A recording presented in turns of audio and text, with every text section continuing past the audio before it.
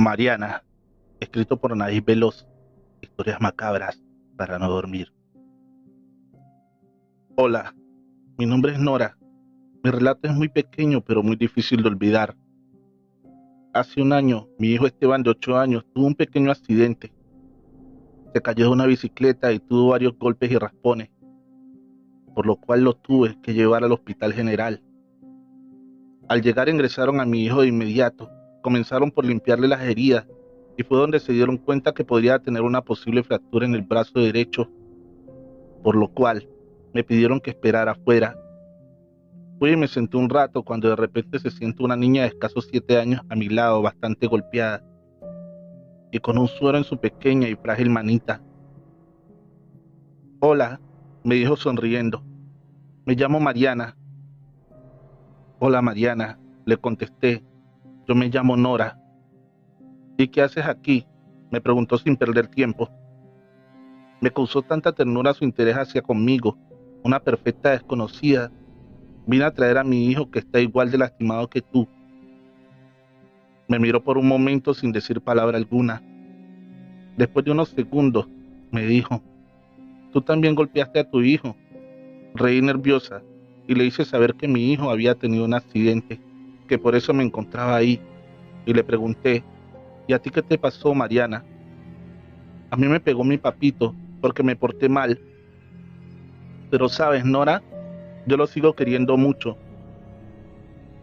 Se lo puedes decir, lo puedes hacer por mí. ¿Y por qué no se lo dices tú? Si tienes miedo, yo te puedo acompañar. Pero ella me dijo que no, pues creía que su papá seguía enojado con ella. Entonces fue que accedí y le pregunté que dónde estaba. Y ella me señaló afuera, hablando con la policía. Decidí ir de inmediato, ya que no tardaría a mi hijo en salir. Estaba el señor discutiendo y llorando con la policía. Creí que era muy buen momento para calmar los ánimos. El señor se veía que estaba arrepentido de lo que había hecho, así que me acerqué y me presenté. Hola, muy buenas noches. Mi nombre es Nora, y Mariana me pidió que le dijera por favor que lo perdonaba y que lamenta haberlo hecho enfadar, que cuando salga de aquí se portará mejor. Suspiré y sentí como me quitaba un peso de encima. Cuando veo que el hombre se acerca a uno de los policías y le arrebata el arma, dándose un balazo justo frente a nosotros. No podía creer que lo había hecho. Pensé que esto lo pondría mejor, así que quedé totalmente en shock y me desmayé. Cuando desperté, estaba mi esposo al lado mío y me dijo que no me preocupara, que todo estaba bien, que el niño estaba en casa de mi mamá. Eso me tranquilizó bastante. Ya más calmada, mi esposo me explicó que el señor lo estaban deteniendo porque su hija había fallecido a causa de los golpes que le habría propinado. No podía creer todo lo que mi esposo me estaba contando. La siguiente noche soñé con Mariana y la veía totalmente feliz y me dio las gracias y me dijo que ahora jugaba de nuevo con su papá. Nunca más volví a verla o soñar con ella, pero es algo que hasta la fecha no he podido superar. El Pozo del Terror, escrito por Alex Morales Gómez. En la descripción, el link de su página de Facebook. Llegamos a vivir allí a casa de mis abuelos. Mi madre se había separado de un hombre que no era mi padre y al cual ya no amaba, puesto que mi padre había muerto hacía ya muchos años, pero digo muchos años porque no lo conocí. Nos fuimos a vivir al campo donde nunca habíamos vivido. Todo allí era extraño para mí y hasta dificultoso por el ruido, no por el ruido de los autos y de la ciudad, por el ruido de los animales, de los pájaros, del agua, de esos sonidos que uno no está acostumbrado. Entre las cosas que habían allí, que me causaban asombro, también temor, había un viejo pozo de agua. El abuelo decía que todavía funcionaba, pero que ya con la red de acueducto no había necesidad de este. A mí me causaba un terror inexplicable. Algo de aquel pozo no me gustaba, tan así que en la noche me daba miedo mirar a aquel lugar. Yo tenía 12 años entonces. Aunque yo me sentía un adulto, mi madre me cuidaba bastante, más ahora que estábamos en el campo. Entre las cosas que me advertía era que no me acercara a aquel pozo. A ella algo no le gustaba, me dijo. No le quise confesar que también a mí algo me atemorizaba, más que todo porque no quería sentirme como un niño. Yo era el hombre de la casa. Una tarde llegó mi madre y me reprochó haberme acercado al pozo. Yo le dije que no lo había hecho, pero ella me mostró mi pelota de fútbol. Esta estaba al lado del pozo. La realidad es que yo ni había sacado la pelota de mis cosas. Algo extraño. Esa noche, estando en mi habitación, y aunque nunca miraba por la ventana en la noche, por temor a lo que pudiera ver afuera, pero algo de fuera me atraía. Más que todo el pozo, puedo asegurar que vi algo, un reflejo, una sombra. Algo corrió alrededor del pozo, pero no puedo asegurar qué. Me fui a dormir pensando en aquello que podía estar alrededor de aquel pozo. Me dormí pronto, cuando el viento pegando contra los árboles me despertó. Otro de los sonidos a los cuales aún no me acostumbraba.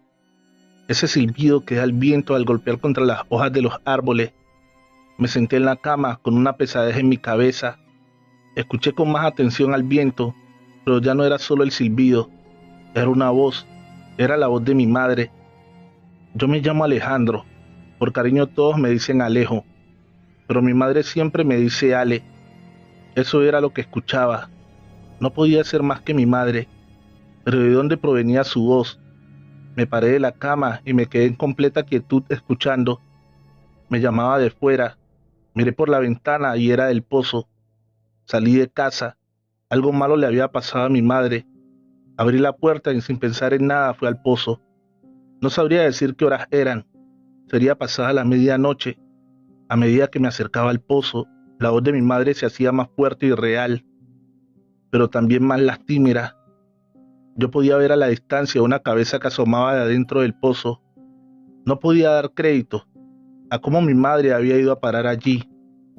A pesar de que el viento silbaba con más fuerza, y ya no solo era la voz de mi madre la que escuchaba, eran varios murmullos, muchas voces, pero yo solo pensaba en mi madre. Llegué al pozo y a pesar de que ya no podía ver la cabeza de mi madre, sí podía ver su mano que salía de allí. Ayúdame, Ale, me dijo.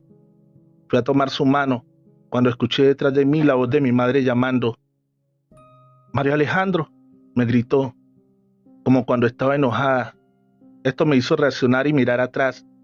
Mi madre venía de la casa hacia mí, mientras la voz del pozo me seguía llamando.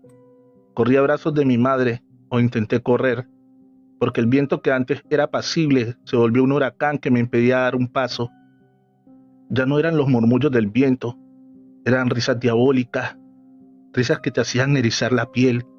Sentías un frío y un cosquilleo en tus espaldas. Mi madre seguía gritando y yo intentando ir donde ella. De un momento a otro sentí un calor insoportable que me envolvió. Miré a todos lados, sentía como si me estuviera consumiendo el fuego.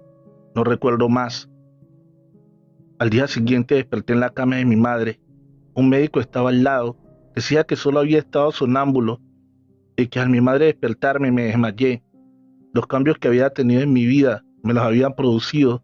Por lo demás, estaba muy bien. Después de que el médico se fue, le conté todo a mi madre. Ya no quería sentirme grande. Cuando me paré de la cama esa noche, yo estoy seguro que estaba despierto. Mi madre sabía que no mentiría con algo así. También le dije lo de la pelota de fútbol. Hablamos con los abuelos y estos dijeron que nunca habían pasado o visto algo raro con el pozo. Pero por cuidado lo evitaríamos. 2 noches más dormí con mi madre. A la tercera, ella y los abuelos me dijeron que ya estaba grande para dormir con mi madre. Esa noche volví a mi habitación solo. En esos 2 días, varias de mis cosas aparecían al lado del pozo. El abuelo siempre era quien los traía. Nadie más de nosotros se acercaba allí. Esa noche que estaba solo en mi habitación, me cubrí por completo con mi cobija. Aunque antes me sentía un hombre adulto, allí solo en mi cuarto me sentí un niño. Me cubrí e intenté dormir, y a fe que lo hice muy pronto. De un momento a otro sentí un cansancio inexplicable. Me dormí. De nuevo me despertó el sonido del viento, pero no era silbido, no eran los murmullos, eran esas risas diabólicas las que se escuchaban, no solo afuera de los árboles, en toda la casa.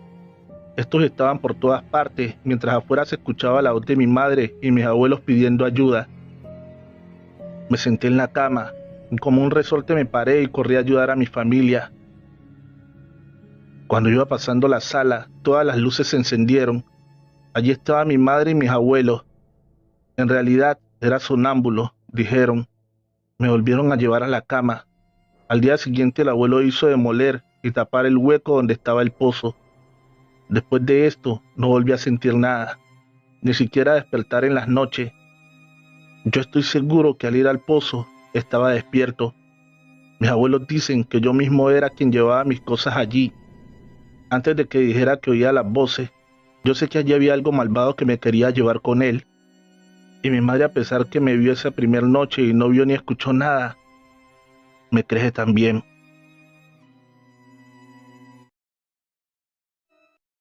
Las supersticiones de Vero, escrito por Anaís Veloz, historias macabras para no dormir. Mi abuelita falleció hace 2 meses. Ella jamás quiso ir al hospital, ya que ella decía que ahí se iría más rápido. Con mucho dolor aceptamos su petición y sus últimos días los pasó en su casa, tal y como ella lo había querido. Nos hablaron a las 3:30 de la mañana para avisarnos que mi abuelita había muerto, que fuéramos lo más pronto posible para despedirnos de ella antes de que llegara a la funeraria. Mi esposo y yo nos fuimos a toda prisa y gracias a Dios alcanzamos a darle un último beso. Mi mamá estaba bastante devastada y me pidió que le dijera a mi esposo que me permitiera quedarme con ella. Él aceptó, pues ya solo serían unas pocas horas las que estaríamos ahí. Eran casi las 6 de la mañana cuando nos dormimos en la habitación de huéspedes, mi mamá y yo. Cuando siento como si me sobaran la espalda, en ese momento me levanté de inmediato, creyendo que era mi tío que necesitaba algo, pero nada, no había nada. Supuse que solo lo había imaginado y traté de volver a dormir, cuando nuevamente siento a alguien pasando su mano por mi espalda. Volteo muy despacio y no sé si me lo crean, pero juro que veo a mi abuelita que me miraba y me sonreía desde la puerta de la habitación. Traté de despertar a mi mamá, pero era en vano. Supuse que fueron las pastillas que se tomó. Pude ver a mi abuelito unos cuantos segundos y de repente desapareció. A las 7 pasadas me dieron ganas de ir al baño, pero me resistí a ir por temor de volverla a ver. Pero ya era imposible aguantarme. Decidí levantarme a toda prisa y tratar de no voltear hacia el cuarto de mi abuelita, ya que el baño se encontraba justo enfrente de su recámara. Entré sin voltear, pero al salir fue casi imposible no hacerlo, y la pude ver sentada en su sillón mirando hacia su jardín. Lo raro es que no se veía tan viejita, sino todo lo contrario. Se veía joven y resplandeciente. Cuando ella volteó, de inmediato corrí hacia la recámara y abracé a mi mamá, que seguía sin despertar. A las 10 de la mañana le conté lo sucedido a mi mamá, pero no me creyó. Dijo que probablemente serían mis nervios. Nos fuimos al velatorio y ya estaba mi abuelita ahí. Lucía tan bella como si estuviera dormidita. Cuando se acercó, mi mamá notó que el vidrio que se encuentra en la caja para proteger el cuerpo estaba suelto. Podías levantarlo y tener contacto con el cuerpo. Mi madre vio cómo mi abuelita empezaba a sudar. Se podía ver claramente varias gotas de sudor. Me pidió que fuéramos a conseguir un pañuelo para limpiarla, y justo cuando regresábamos se escuchó a doña Vero gritar. Doña Vero es la persona que trabaja con mi abuelita. Pero muchacha tonta, ¿qué es lo que has hecho? Mi mamá y yo nos quedamos paradas sin poder decir o hacer algo. Doña Vero gritaba una y otra vez: Carla, ¿qué fue lo que hiciste?, le reprochaba llorando. Carla, su hija, solo la miraba avergonzada cuando se acercaba a mi tío y le pregunta qué fue lo que la puso así. Lo que ella respondió bastante apenada: lo siento, patroncito, es que mi hija Carla levantó el cristal del ataúd y le limpió el sudor a su mamá. Y mi tío le dijo que no se preocupara, que nadie se había molestado, que pediría que lo cerraran bien, a lo que ella contestó bastante preocupada: es que ustedes no entienden, su mamá no se quiere ir sola, es por eso que ella está sudando, y como esta niña tonta se lo limpió, ahora mi patrona vendrá por ella. ¿Pero de qué demonios hablas, Verónica?, le dijo mi tío en tono molesto. Esas son solo ocurrencias de tu pueblo. Nada le va a pasar a tu hija. Es mejor que te vayas a descansar. Estás muy nerviosa y necesitas reposo. Le dio un billete y se salió mi tío enojado. Mi mamá y yo sentimos un poco de pena por ella y la llevamos a la cafetería para tranquilizar un poco a la señora Vero. Pero ella parecía no tener consuelo. Le platiqué lo que había pasado esa mañana y Vero me dijo que mi abuelita quería que me fuera con ella, pero que mi miedo me había salvado. Mi mamá le dijo de que la gente se muere. Son cuentos que inventa la gente para asustarnos. Vero se levantó muy triste y dijo: mañana a mi patrona la entierran y a mi hija la velarán. Mi mamá se quedó preocupada por la actitud de Vero, pero no pudimos hacer nada por ella y nos regresamos a la sala a seguir velando. Al día siguiente fuimos al entierro de mi abuelita. Salíamos del panteón como a las 4 de la tarde, cuando suena el celular de mi mamá y era Vero llorando. ¿Pero qué pasa, Vero?, decía mi mamá una y otra vez. Por un momento mi mamá se quedó petrificada sin poder hablar. Después de unos segundos me dice mi mamá que Carla, la hija de Vero, había muerto por la mañana y según los doctores había sido muerte natural. Mi tío, aún incrédulo, decidió dirigirse a la casa de la señora Vero para desmentirse. Y tal fue su sorpresa al llegar a la casa y ver aquel triste panorama. Carla parecía estar dormidita como toda una princesita. Al vernos, Vero comenzó a llorar. Se los dije, mi patrona se llevó a mi hija. Se lo juro que parecía una mala broma. Cuando me acerqué a verla, pude notar que ella también sudaba. Se lo hice saber a mi mamá, a lo que pidió que nos fuéramos, porque estaba muy asustada. Pero ya casi en la salida, Vero nos paró y nos dijo que ahora Carla y mi abuelita la esperaban, y que esto nos sirviera de lección, que no son chismes de gente de pueblo, como dice usted, mi patroncito, dijo dirigiéndose a mi tío. No sabíamos qué hacer, pero para tranquilizar las cosas, dijo mi mamá que iríamos por algunos panes y galletas para ofrecerles a la gente. Fuimos y compramos las cosas, pero mandamos con unos familiares, ya que hasta la fecha aún tememos de las supersticiones de Vero. ¿Quieres apoyarme? Dale fuerte al botón de suscripción y activa la campanita de notificaciones. Comparte con un amigo para ayudarnos a crecer. 15 días, escrito por Anaís Veloz. Historias macabras para no dormir. Mi esposa Carla y yo éramos la pareja más feliz del mundo. Era la mujer más bella, tierna y amorosa que te pudieras imaginar. Era tanto el amor que sentíamos que un día decidimos hacer un pacto. Quien muriera primero vendría por el otro.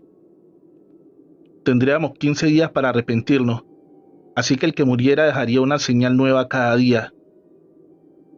Si en el día 15 no diríamos que estábamos listos para partir, nos iríamos y dejaríamos que el otro hiciera su vida.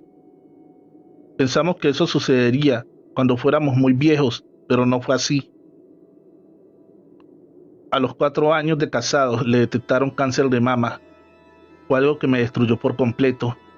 Lamentablemente el cáncer se regó en muy pocos meses. Las quimios no la ayudaron en nada.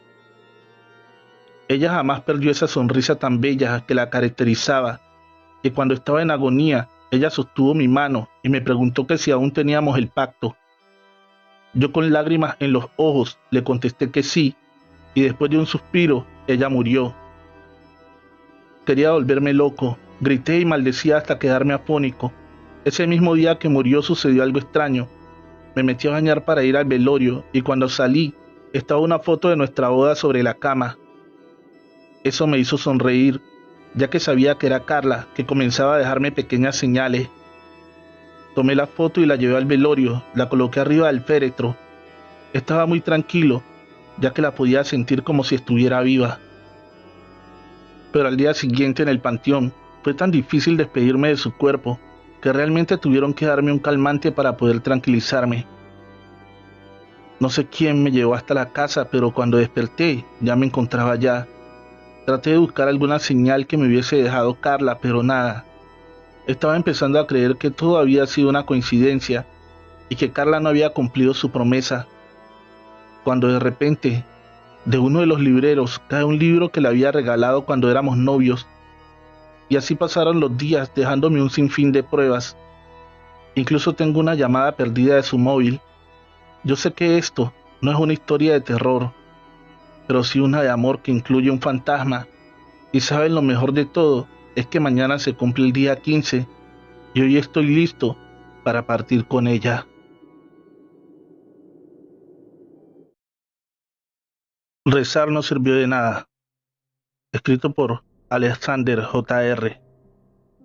En la descripción, el link de su página de Facebook. Síguelo. Mi abuela siempre decía que para alejar el mal que nos acecha debíamos rezar mucho. Sin embargo, sus palabras muy pocas veces coincidían con sus acciones.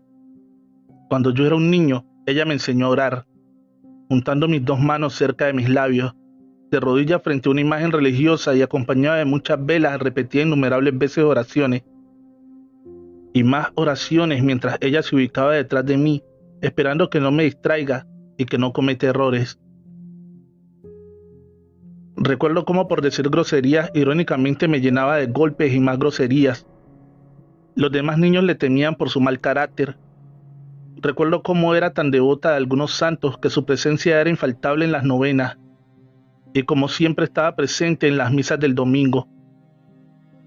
Por suerte, vivíamos aislados del pueblo, porque en el barrio más cercano la conocían como Doña Rabieta o como la señora jueza, porque se la pasaba juzgando a todo el mundo. ¿Y qué decir de los chismes? Ella lo sabía todo de todos, y si no lo sabía, lo inventaba. También recuerdo que era una mujer muy supersticiosa. Me confesó que tiene miedo del diablo, que había soñado en reiteradas ocasiones que un hombre horrible se le aparecía debajo de su cama para llevársela al infierno. Pero gracias a sus creencias y a sus rezos, ella era salvada y llevada al cielo, y cuando yo me reía por las mil cosas absurdas que me contaba, era capaz de molerme a golpes. Estas actitudes hicieron que al cumplir mi mayoría de edad saliera de casa, detestando la religión que mi abuela profesaba, detestando sus malos hábitos y que irremediablemente para ella eran los que los guiarían al cielo, mientras me condenaba al infierno por desobedecer sus órdenes ridículas. Seleccionaba tan cuidadosamente los pecados que me hacía ver como si mis acciones fueran malas y las suyas eran necesarias y justificadas. El día que salí de casa juré no volver a verla. Dije que algún día ella tendría que entender que rezar no le serviría de nada y que el diablo llegaría en cuerpo y alma a llevársela por ser como es.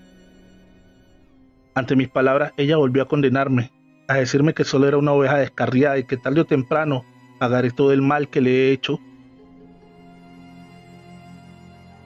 Después de 14 años de ausencia, finalmente volví. Ella estaba sola, frágil y delicada de salud.